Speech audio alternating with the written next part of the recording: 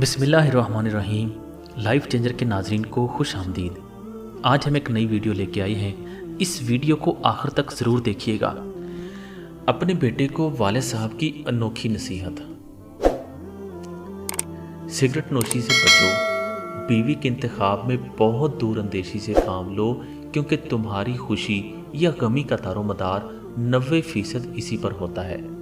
بہت سستی چیزیں مت خریدو۔ بچوں کو اپنے مزاج اور پسند کے مطابق جینے دو۔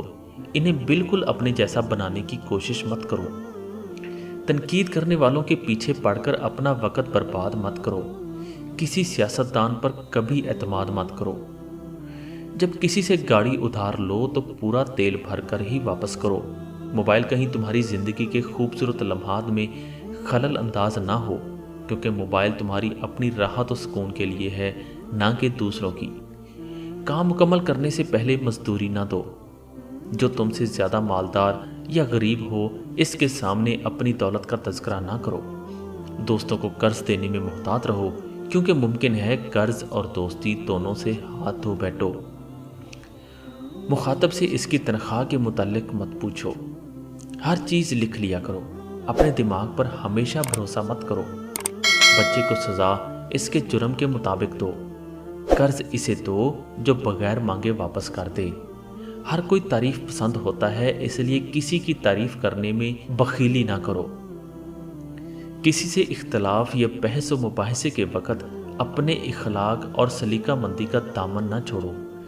اپنے علم کو پھیلاؤ اور دوسروں کو اس سے فائدہ پہنچاؤ، کیونکہ ہمیشہ زندہ رہنے کا یہی واحد راستہ ہے۔ اپنی ذاتی یا مالی تفصیلات کا اظہار بقدر ضرورت ہی کرو۔ اگر کوئی تمہارے دوست کی تعریف کرے تو اپنے دوست سے ضرور اس کا ذکر کرو۔ اگر کوئی تمہارے ساتھ بدسلوکی کرے تو تم اس کے بچے کے ساتھ احسان کر کے اسے سبق سکھاؤ۔